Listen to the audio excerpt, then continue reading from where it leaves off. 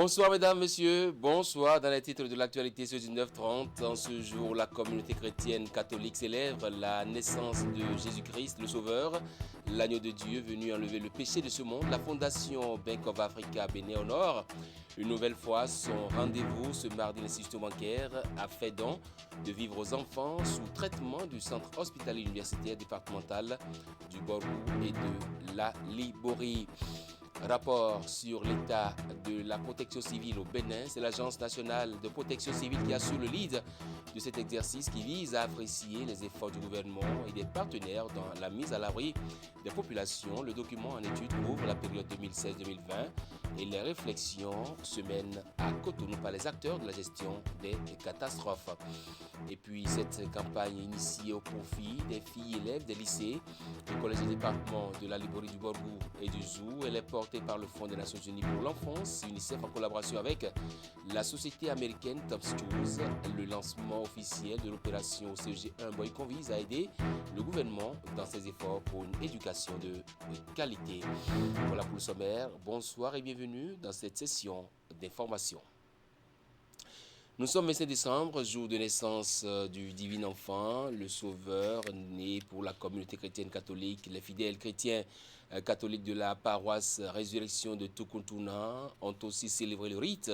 Rassemblés dans cette église, ils ont participé à l'Eucharistie prévue pour la circonstance et au cours de laquelle le célébrant va exhorter le fidèle à la paix du cœur. Ce fut également l'occasion pour certains fidèles enfants, petits-enfants, de faire leur entrée dans la grande famille de l'Église catholique par le sacrement de baptême. Le reportage est signé Régis Polita Gossou et Abdou Sabi Idrissou.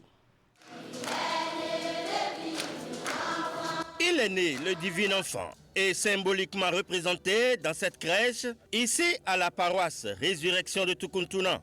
La communauté chrétienne célèbre donc ce 25 décembre, comme chaque année, la commémoration de la naissance de Jésus-Christ. Noël pour nous chrétiens, c'est avant tout la naissance de Jésus-Christ qui est venu comme sauveur du monde.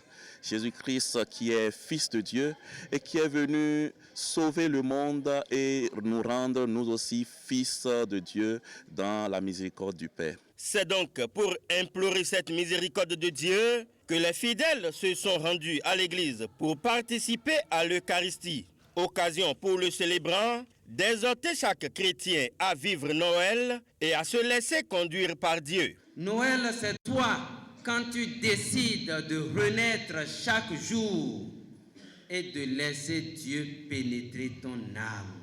Les anges de Noël, c'est toi. Quand tu chantes au monde un message de paix, de justice et d'amour. Les vœux de Noël également, c'est toi. Quand tu pardonnes et tu rétablis la paix. Devenir artisan de paix et de justice et d'amour. Car celui que nous accueillons, celui qui est venu, c'est le prince de la paix. Par Noël, nous partageons la vie de Dieu. Pauvre parmi les pauvres, Jésus est né selon les saintes écritures dans des conditions précaires et c'est ce que symbolise cette crèche que l'on retrouve dans toutes les églises à la fête de Noël. Voilà, la crèche, c'est justement la représentation de cette nativité-là du Christ. Et ça a commencé à Bethléem. Jésus est né à Bethléem, comme on le dit, dans une étable parce qu'il n'y avait pas de place pour lui au milieu de toute la civilisation de son temps. Et c'est ce qui est représenté dans les crèches.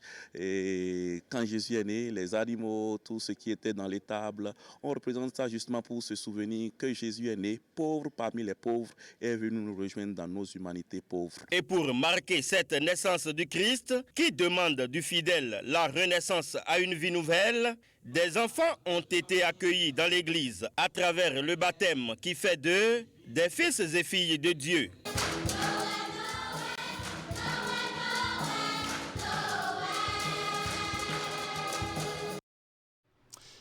C'est une tradition chaque année pour la Fondation Bank of Africa Bénin qui a été une nouvelle fois honorée ce mardi. L'institution bancaire a fait don de vivre aux enfants sous traitement du centre hospitalier université départementale du Borgou et de la Libori, de quoi permettre aux enfants malades de se sentir embarqués dans la fête.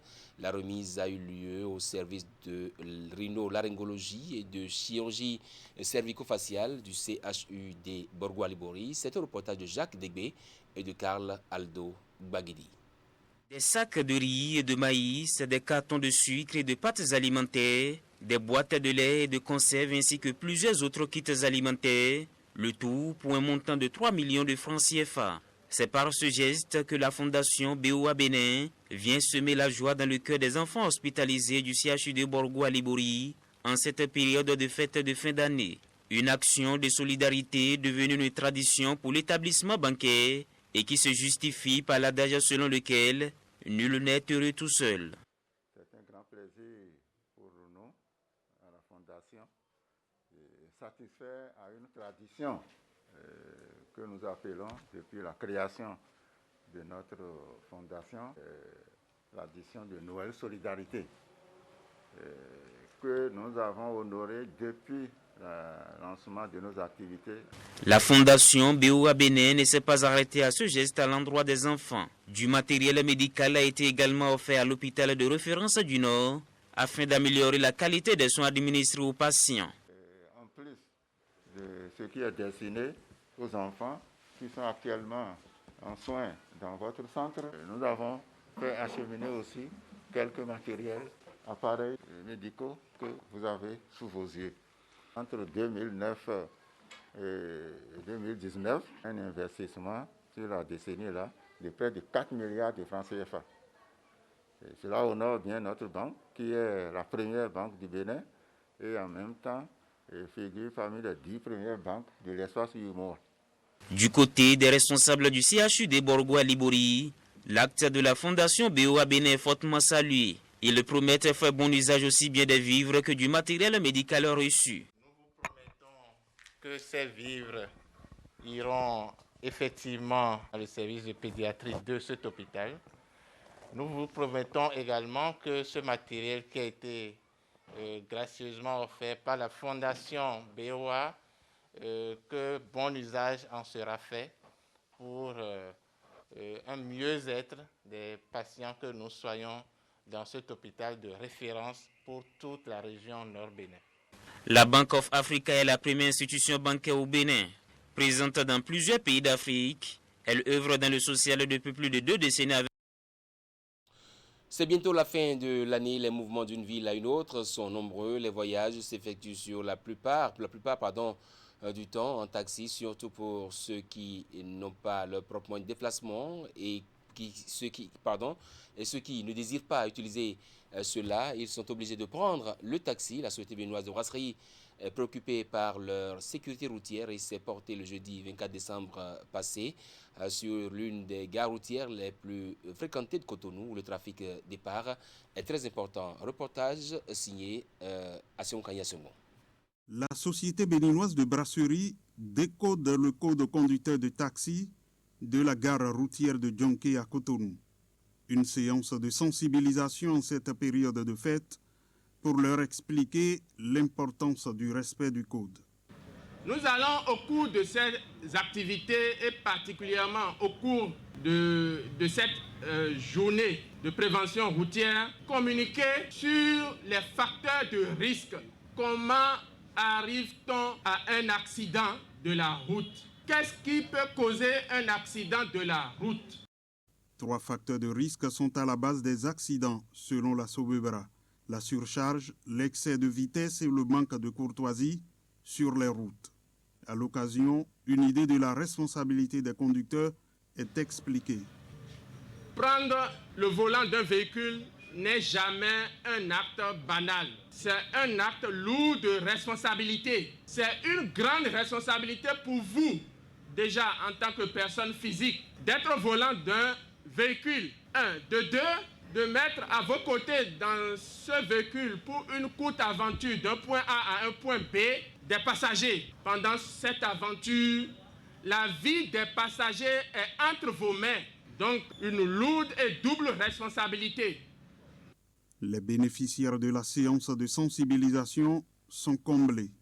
Aussi, voudrais-je vous témoigner mes vives reconnaissances pour avoir mesuré à sa juste valeur la taille de l'enjeu en organisant cette sensibilisation, surtout en cette période de fin d'année, car cela y va de l'intérêt capital des conducteurs. Commencée le 15 décembre, cette campagne de sensibilisation va conduire la Sobebra dans plusieurs villes du Bénin, du nord au sud. 3 mois pour porter le message de la prévention routière dans les associations et sur les parcs. Des citres et autres postes électriques implantés à Cotonou et environ reçus dans l'après-midi de ce mercredi. La visite du ministre de l'Énergie, Jean-Claude Donat-Oussou, est allé constater le respect de ces consignes pour que la fourniture d'électricité soit en continu en cette période des fêtes de fin d'année. Sur le terrain, le constat fait est plutôt rassurant, ainsi que le témoigne sur le reportage de Narcisse Salosset et Moufid Sabouan. La confiance, dit-on, n'exclut pas le contrôle. Et quelques semaines après les consignes données à ses collaborateurs pour une veille permanente en cette période des fêtes de fin d'année, le ministre de l'Énergie vient constater de visu l'effectivité du respect des dispositions. Pour éviter les déconvenus qu'on a eus par le passé et que la période de fête de fin d'année se passe pour le bien, pour le meilleur, pour tout le monde. Au niveau des installations de la communauté électrique du Bénin, c'est toute une mobilisation du personnel que l'autorité est venue voir. Et ceci pour éviter tout désagrément à la clientèle. Constat rassurant aussi à Maria Gleta, où la Société béninoise d'énergie électrique veille au grain. L'assurance que l'ensemble des employés ont travaillé ferme pour préparer le réseau, pour corriger les défaillances qu'il y avait sur le réseau. Et l'assurance aussi que s'il y a des pannes, il y a des équipes qui seront mobilisées 24 heures par jour, 7 jours semaine, pour intervenir très, très rapidement pour faire en sorte que l'énergie soit dans tous les foyers du Bénin. Ici, des mesures préventives ont été prises avec du fuel stocké pour prendre le relais en cas de défaillance du gaz. De plus, la disponibilité du carburant ne souffre d'aucun manque, tout comme des pièces de rechange pour d'éventuelles pannes sur les réseaux. J'ai vu que les dispositions ont été prises.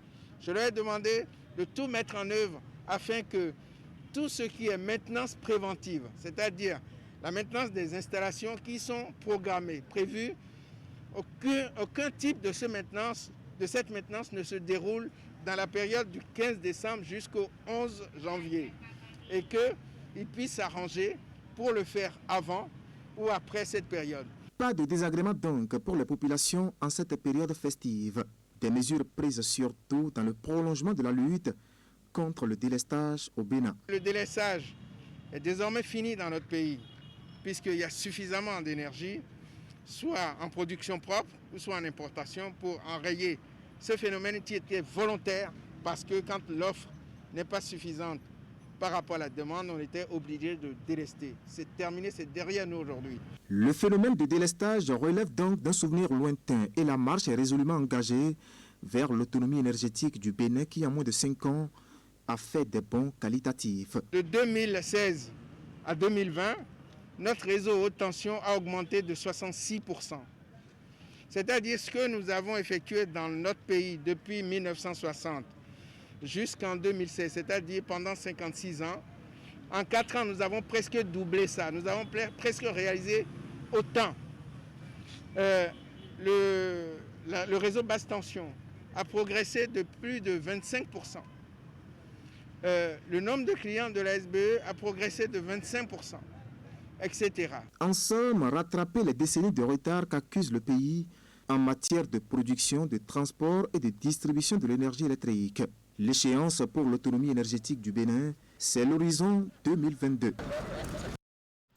Les acteurs de la gestion des catastrophes prennent part depuis ce jeudi matin à un atelier de validation du rapport sur l'état de la protection civile au Bénin. C'est l'Agence nationale de protection civile qui assure le lead de cet exercice qui vise à apprécier les efforts du gouvernement et des partenaires techniques et financiers dans la mise en l'abri des populations. Le document en étude couvre la période 2016-2020 et les réflexions se mènent à l'Infosec de Cotonou. Reportage Wahab Alikpara et Moufid Sabouan.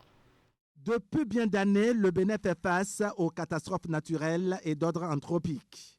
Les inondations de l'année écoulée ont fait enregistrer d'énormes dégâts matériels et des pertes en vie humaine.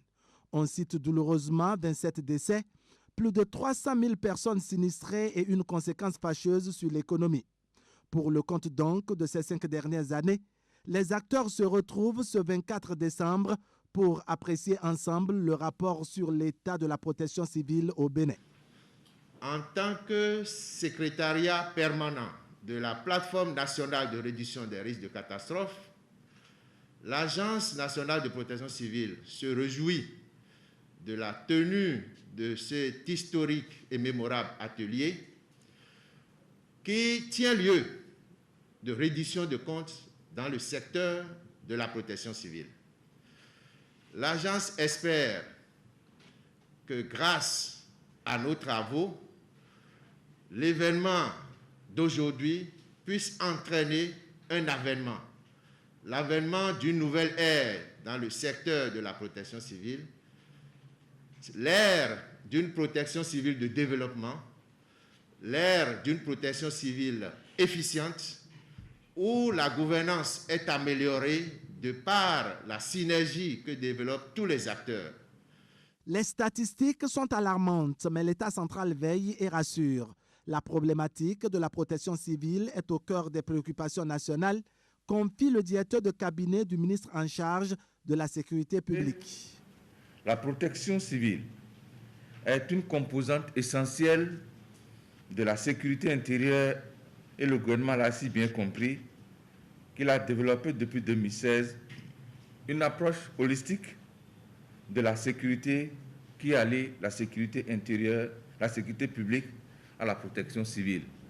En vue d'instaurer une bonne compréhension des risques, de mieux cerner les enjeux de protection civile et d'espérer construire une meilleure résilience des communautés, le Bénin a sollicité et obtenu l'appui financier de la Banque ouest-africaine de développement pour élaborer le rapport sur l'état de la protection civile au Bénin. Cette étude que vous allez apprécier et certainement valider ce jour, 24 décembre 2020, a pour but de faire un état des lieux des activités de protection civile réalisées au Bénin sur la période 2016-2020, d'analyser les difficultés liées au secteur et de faire des recommandations pour une protection civile plus efficiente. Cet atelier est le premier du genre dans le domaine de la protection civile. Le rapport, une fois validé, servira de repère en matière de prévention et de gestion des catastrophes.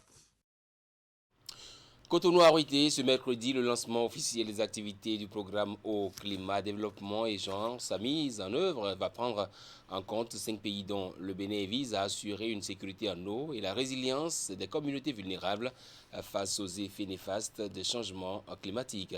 Le point de la cérémonie de lancement dans ce reportage de Teddy Goudalo présenté par Tanguy Agoy. Le programme Eau, Climat, Développement et Genre sera bientôt une réalité dans 5 pays africains retenus. Il s'agit du Cameroun, de la Tunisie, de l'Ouganda, de la Zambie et du Bénin.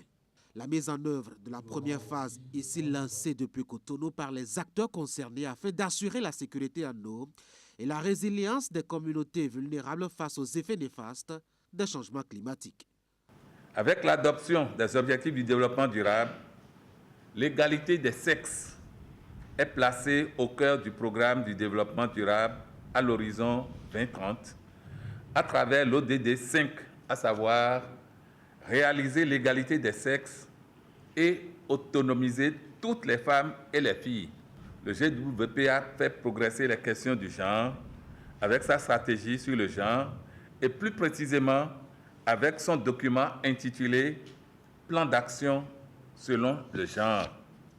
Le programme AIP est mis en œuvre donc pour renforcer l'analyse de rentabilité des investissements dans la sécurité en eau et soutenir la préparation des projets bancables en tant qu'instrument pour stimuler une croissance économique transformatrice et s'attaquer aux causes profondes de la migration et du chômage des jeunes. Le projet est en parfaite adéquation avec le programme d'action du gouvernement.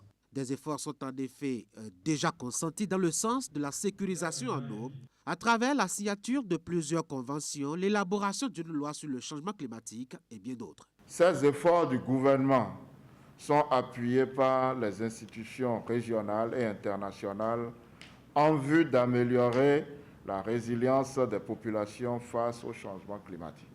D'un budget total de 25 586 638 € pour les 5 régions et les pays bénéficiaires en Afrique pour la période 2020-2025, 530 700 €, soit 348 116 380 francs CFA sont alloués pour le démarrage des activités au Bénin et en Afrique de l'Ouest pour la mise en œuvre du programme sur la période de la phase pilote 2020-2022. La première phase de mise en œuvre couvre la période 2020-2022 et son financement est approuvé par l'Agence autrichienne de développement. L'initiative est le fruit de la collaboration entre le Partenariat national de l'eau et Global Water Partnership. 4e édition des Olympiades des métiers porteurs de l'économie nationale. Le concours a connu son épilogue ce mardi au centre de formation professionnelle d'Agouagan. La finale a permis de récompenser les meilleurs candidats retenus cette année. Les Olympiades ont été couplées avec la première édition de la foire des micro-projets organisée par le ministère de l'Enseignement technique et de la formation professionnelle. Ces deux concours visent à valoriser les offres de formation, mais aussi favoriser l'insertion professionnelle des jeunes qui en sont formés. Plus de détails sur la cérémonie de clôture dans ce reportage de Imet Elena Moussou et Georges Vaudounon. Clôture de la 4e édition des Olympiades des métiers porteurs de l'économie nationale. Cette année, le challenge est couplé avec la première édition de la foire des micro-projets. Pour chaque concours, 2 métiers sont mis en valeur. Il s'agit du métier de technicien informatique et de l'électronicien pour les Olympiades, puis de technicien en agroalimentaire et de soudeur pour la foire des micro-projets. Pour cette phase finale tenue à Agouagan à Glazoué, dans le département des Collines, les candidats pendant 96 heures ont planché dans diverses épreuves. Les activités de l'Olympiade et de la foire des micro-projets permettent de satisfaire un double objectif, à savoir insuffler aux apprenants le désir de l'entrepreneuriat et favoriser leur employabilité et donc leur insertion dans le tissu économique. Également, elle participe à la détection, à l'éclosion et à la valorisation des jeunes talents. Quand nous prenons la réalité, quand nous analysons comment les pays développés ont pu évoluer, l'accent a été mis sur la formation professionnelle. Et c'est conscient de cela que le président de la République est en train de faire tous les efforts pour que nos enfants puissent s'orienter désormais vers la formation technique et professionnelle. Avant cette étape finale, il y a eu les phases départementales de présélection. Les travaux de correction et de délibération des membres du jury ont permis de retenir au plan national les 10 meilleurs candidats des Olympiades des métiers porteurs de l'économie nationale, mais également les 10 meilleurs de la foire des micro-projets. Au terme de la finale, les lauréats ont été récompensés dans l'ordre de mérite. Les lots remis sont composés de matériel et aussi de chèques qui sont de bons d'achat allant jusqu'à 500 000 francs pour des équipements. Le choix de ces différents métiers n'est pas anodin. Comme vous le savez tous, des secteurs prioritaires de l'économie nationale ont été définis dans le plan national de développement. Au nombre de ces secteurs, il y a l'énergie, l'agriculture, les infrastructures et transports et le numérique. Pour les organisateurs, ces concours annuels participent de la stratégie nationale de développement, de l'enseignement technique et de la formation professionnelle. Ils visent également à inculquer aux apprenants la culture entrepreneuriale et de la création de richesses. Les prix octroyés aux divers lauréats vont leur permettre d'améliorer leur savoir-faire et les performances de production, toute chose qui va contribuer à lancer efficacement leur carrière. Le complexe scolaire universitaire Clé de la Réussite se sacrifie à la tradition de la fête de Noël pour ses apprenants du primaire et de la maternelle. Et comme c'est de coutume, l'administration a sorti le grand jeu pour faire vivre aux enfants la joie de cette fête. Cette année, l'événement s'est déroulé sur le site d'Abomey-Calavi et plusieurs dizaines d'apprenants ont été honorés à l'occasion. Narcisse Salosset, Rachidi Soubérou. Ambiance de grands jours ici au complexe scolaire et universitaire, clé de la réussite. Emportés par l'ivresse de la fête de la Nativité du Christ, ces bouts de chou se sont éclatés l'instant d'une après-midi. Dans leur rang, des talents en herbe qui se sont révélés au grand public.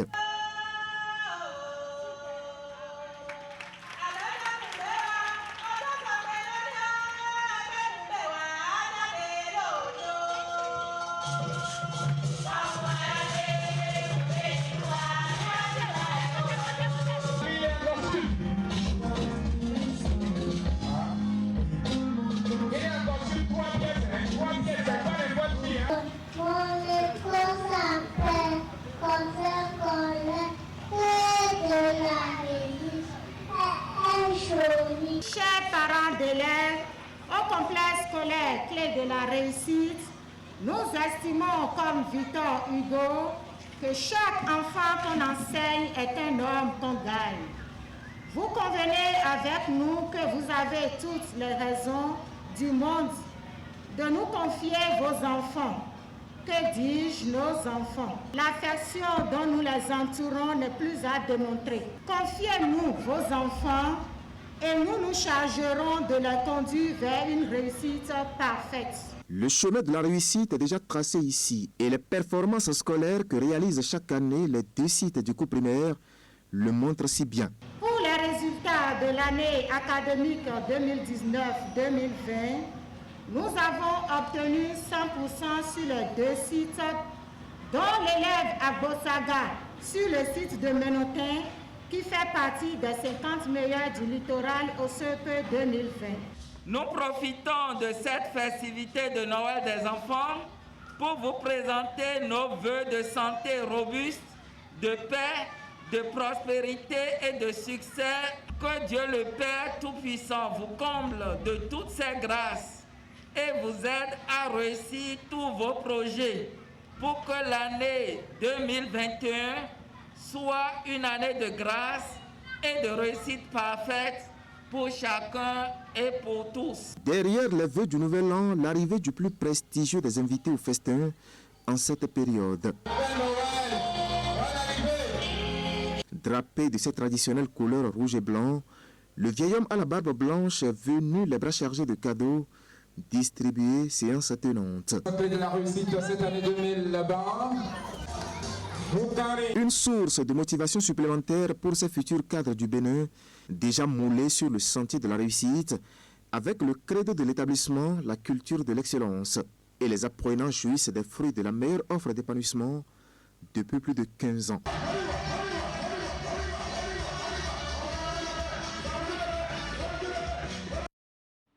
Le ministère des Sports a lancé jeudi 24 décembre la reconnaissance officielle de mérite et la distribution de kits scolaires aux meilleurs lauréats du BPC 2020. L'événement est à sa 3e édition et pour raison de crise sanitaire mondiale, la remise de l'eau se fait cette année par département. Reconnaissance de mérite et distribution de kits scolaires aux meilleurs lauréats du BPC, de l'Atlantique littoral et du Borgou. C'est un reportage signé Ali Mouni, Henri Ganti.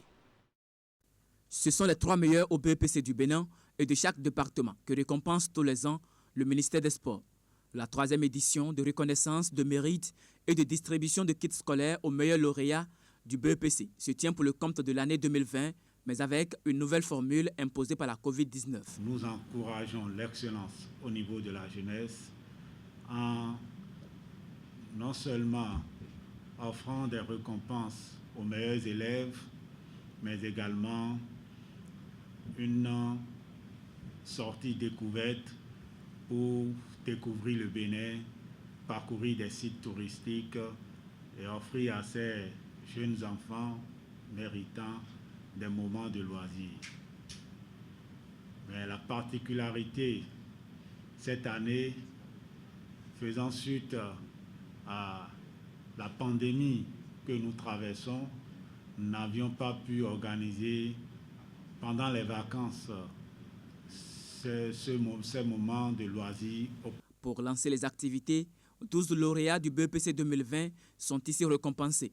Il s'agit des 3 meilleurs du Bénin ainsi que ceux des départements de l'Atlantique, du littoral et du Borgou. Chacun a reçu un kit scolaire composé entre autres des livres de français, d'anglais, de philosophie et un dictionnaire français-anglais. Ils ont également reçu des enveloppes financières qui varient de 100 000 à 500 000 francs. Je voudrais à cet effet vous féliciter, chers jeunes lauréats, pour les efforts fournis et surtout vous encourager à plus de détermination et d'abnégation dans le travail. Je voudrais enfin saisir cette opportunité qui m'est offerte pour saluer et remercier tous les acteurs à divers niveaux qui n'ont ménagé aucun effort pour la réussite des lauréats. La note spéciale de cette cérémonie officielle est la promesse du ministre des Sports à la première du Bénin.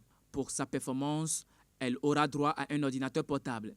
Tous ces gestes d'encouragement visent à inciter ses apprenants à la culture de l'excellence en milieu scolaire. Depuis longtemps, nos dirigeants administratifs et politicaux se hâtent et ne cessent de faire leur devoir en primant les meilleurs aux différents examens du CEP, BEPC et du bac. Nous devons notre présence ici à ceux-là.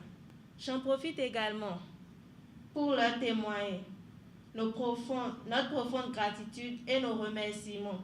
Il est prévu dans les prochains jours la tournée dans les autres départements pour le même exercice de reconnaissance de mérite et de distribution de kits scolaires aux meilleurs lauréats du BEPC 2020.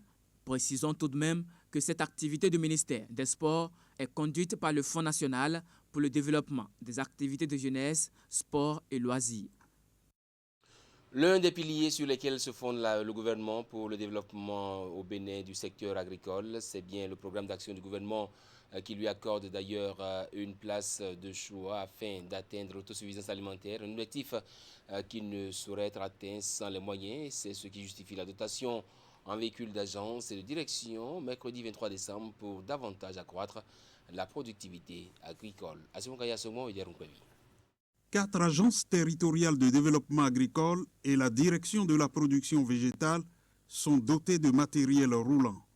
Un pick-up double cabine pour chacune. Cette dotation, évaluée à 75 millions de francs CFA, entre dans le cadre du projet d'appui au développement agricole et l'accès au marché. Elles sont des partenaires stratégiques de mise en œuvre du projet et en tant que telles doivent atteindre des objectifs. Pour y parvenir, il leur faut des moyens pour pouvoir mener efficacement la mission qui leur est confiée dans le cadre, bien sûr, des missions régaliennes officiellement confiées à ces structures-là. Les agences ainsi dotées sont des pôles agricoles où sont produits du riz, du maïs et du manioc. Avec les moyens mis à leur disposition, le ministre a la conviction que la mission confiée à chacune d'elles sera bien accomplie. Voilà encore les moyens pour aller vers cette mission.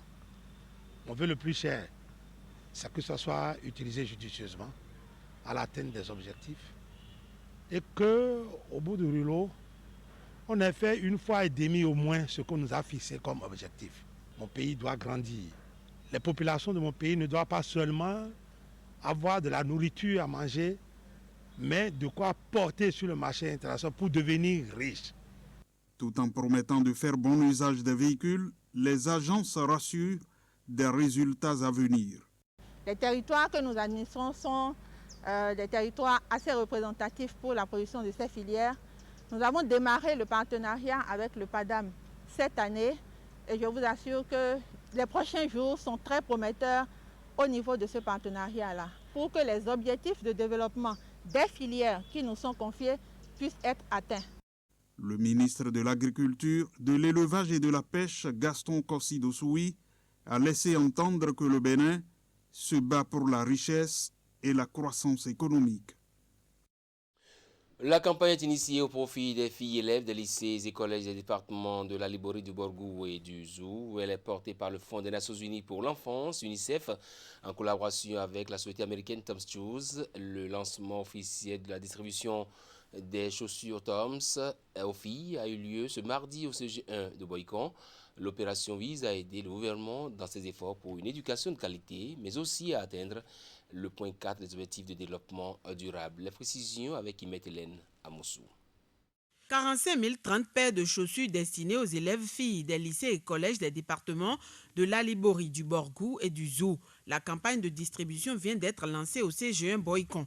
L'acte est un soutien aux efforts du gouvernement pour maintenir les bénéficiaires à l'école. Il participe aussi à l'atteinte du point 4 des objectifs durables pour le développement. Je remercie l'UNICEF et toutes les autres ONG qui œuvrent pour la promotion de la scolarisation des filles et leur maintien à l'école. Comment peut-on maintenir les filles à l'école sans les garçons? Je vais prier les jeunes gens qui sont les camarades de classe des filles, les parents qui de manière coutumière sont encore réticents pour envoyer les filles à l'école, à comprendre qu'une fille instruite, maintenue à l'école, qui réussit aussi par l'école, est un gage sûr de développement. En distribuant ces 45 000 paires de chaussures gratuitement aux filles, nous ne prétendons pas réduire le problème de l'accès à l'éducation pour les filles au Bénin.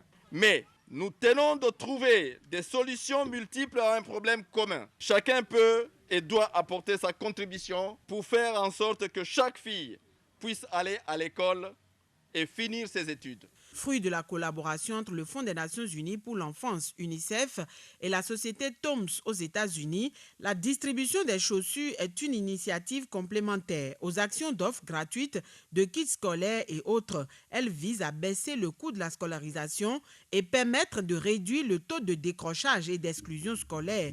Les campagnes organisées depuis quelques années ont permis d'impacter des milliers d'apprenantes sur l'ensemble du territoire national. De par ma foi, toutes les filles bénéficiaires vous disent merci. Merci et 1000 fois merci. Et vous promettent d'enregistrer 0% de grossesse en milieu scolaire.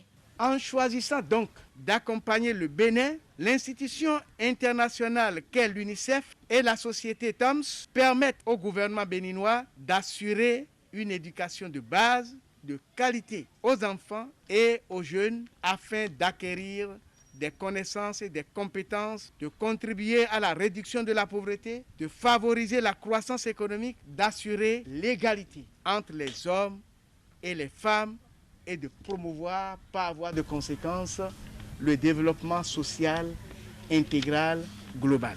Légères, simples et d'une certaine souplesse, les Tom Shoes permettent aux bénéficiaires de se protéger les pieds en vue de se rendre à l'école en toute assurance. La campagne de distribution organisée par l'UNICEF pour la 2e année consécutive dénote de son engagement et celui de la société Toms d'accompagner le gouvernement béninois à assurer une éducation de base de qualité aux enfants, notamment les filles. Elles sont appelées à faire un bon usage de cette offre et surtout travailler à améliorer les performances scolaires afin de permettre au Bénin de retrouver ses lettres de noblesse et sa toge précieuse dans le concert des nations.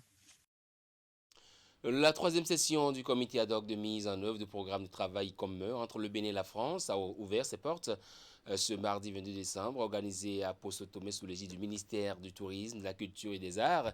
Cette rencontre se veut un nouveau pas vers la restitution par la France au Bénin de 26 œuvres dites le trésor du roi Béanzin.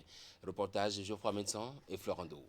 Les cadres d'une dizaine de ministères sont réunis ici à Poso-Tomé dans le département du Mono. Ils prennent part à la 3e session d'un comité ad hoc mis en place par le ministre du Tourisme, de la Culture et des Arts et son collègue des Affaires étrangères et de la coopération. Un comité dont la mission est d'opérationnaliser le programme de travail commun signé entre le Bénin et la France et de mener à leur achèvement les activités entrant dans le processus de restitution par la France au Bénin de 26 œuvres dites le trésor de Béanzin. Cette session qui s'ouvre fait suite à celle organisée à Cotonou le 10 novembre et le 17 novembre dernier qui ont permis de faire l'affichage des tâches dédiées au comité ad hoc en vue de faciliter leur mise en œuvre efficace. L'objectif est très simple, donc ici, c'est de poursuivre les travaux et surtout réunir des techniciens de près de 10 ministères ici à Poso-Tomé pour produire différents documents relatifs notamment à la mise en place d'un programme ad hoc de formation de ceux-là qui sont appelés demain à gérer ces œuvres que nous attendons de la France. Et de l'autre côté, élaborer également donc, des documents relatifs à la mise en place d'un cadre juridique favorable à la gestion optimale de ces biens que nous attendons. Le groupe numéro 3, commis à l'élaboration du plan de formation ad hoc, est en train de plancher sur un document qui sera consacré au renforcement des capacités des acteurs du secteur de la culture, des professionnels du secteur de la culture. Donc nous sommes là pendant 4 jours pour finaliser les travaux qui ont démarré depuis les 2 sessions précédentes. Et comme vous le savez, nous sommes dans un environnement global de restitution des œuvres. Et donc il est nécessaire qu'en lien avec cette ambition du gouvernement, dès que les œuvres exportées illicitement seront rapatriées sur le territoire, il est normal de revoir l'environnement juridique pour que ces biens-là soient accueillis favorablement dans nos collections nationales. Et donc nous sommes là pour les 4 jours, et techniciens du patrimoine culturel, et juristes de haut niveau, à réfléchir pour relire les textes. Ces textes-là, en l'occurrence cette loi dont je vous avais parlé précédemment, la loi 2007, qui est prise il y a 13 ans. Et donc on a jugé nécessaire de relire cette loi et de l'améliorer, de l'enrichir pour que l'environnement du patrimoine soit vraiment mieux maîtrisé. Il est à souligner que le tourisme est au cœur de la nouvelle dynamique de développement impulsée depuis 2016 au Bénin par le président Patrice Talon. Un tourisme qui va s'appuyer, entre autres, sur la richesse patrimoniale du Bénin. Ce sera tout pour cette tranche d'information. Merci à toute l'équipe technique. Je veux nommer Rafatou Amadou, Christelle Kodekon, Francis Kokou et Hippolyte Komlan-Soumaro. L'info continue sur 43 Bénin, 43télévision.com. Très bonne suite de programme à vous et au revoir.